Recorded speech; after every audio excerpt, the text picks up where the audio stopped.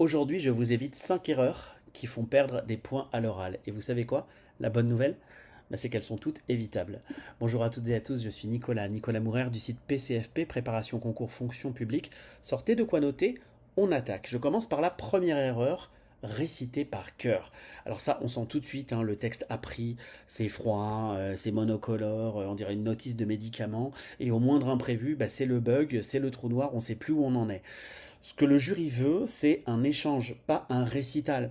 Et dès les premières 5 ou 10 minutes, en fonction de votre épreuve, l'idée, c'est pas d'avoir un texte qu'on a effectivement ingurgité par cœur, mais c'est plutôt des bullet points, une trame de présentation, ou alors si vous voulez apprendre par cœur, parce que les premières secondes sont un peu impressionnantes pour vous, à ce moment-là, apprenez votre intro par cœur, votre conclusion par cœur, parce que là, c'est deux moments très importants, mais dans le développement, on va plutôt se baser sur des mots-clés, des points clés. On va préparer nos idées, on ne va pas préparer nos phrases.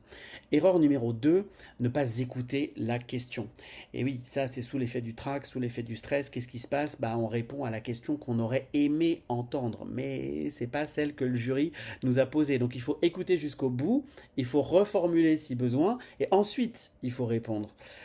Hors sujet égale point perdu. Même avec une belle réponse, si c'est pas celle qui correspond à la question du jury, ça marchera de toute façon pas. Donc on écoute, on reformule, on pose un cadre, et quand on aura reformulé, ça permet de valider donc la thématique que le jury nous pose sur la table. Erreur numéro 3, le ça dépend un peu mou. Alors ça dépend, il y a du pour et du contre. Non, le jury ce qu'il attend c'est un positionnement clair et argumenté.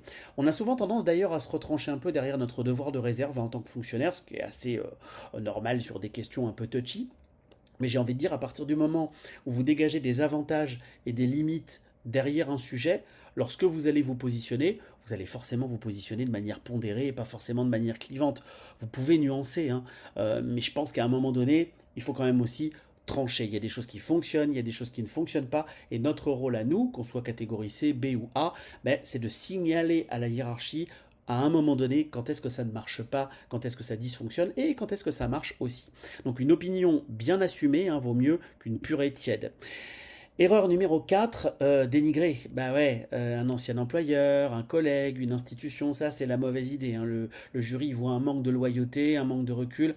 Donc restez factuel, restez bienveillant, restez professionnel. C'est pas la peine de dire du mal des autres, même si on n'a pas tous eu des postes extraordinaires dans notre vie, on n'a pas tous fréquenté des collègues géniaux, je l'entends parfaitement. Mais parlons de ce qui nous a fait du bien, plus que de ce qui nous a fait du mal ou de ce qui a pu nous entamer à un moment donné de notre parcours. Et même quand vous racontez une difficulté, je vous le dis, restez élégant.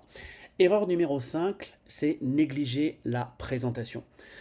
Bon, pas besoin de costume 3 pièces ni de cravate, vous voyez, je suis pas habillé comme ça, je suis pas en cravate dorée, mais enfin, soignez votre tenue, votre posture et votre sourire. La première impression, elle se joue en quelques secondes, donc autant qu'elle joue pour vous. Donc, on va récapituler tout ça.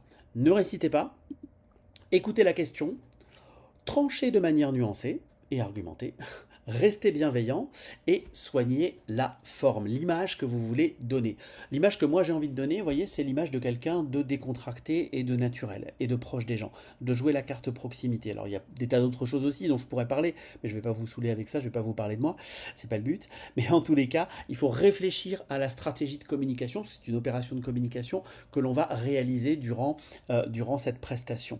5 pièges donc, 5 parades, et pour aller plus loin, tous mes manuels sont en commentaire et en description, et partagez cette vidéo à un candidat qui en a besoin, ça lui fera peut-être du bien. Et en tous les cas, moi j'espère aussi que vous ne souffrez pas trop, que vous avez la ligne de conduite pour pouvoir arriver jusqu'au concours, et je vous souhaite en tous les cas une très très belle préparation, et je vous dis à bientôt dans une prochaine vidéo. Ciao.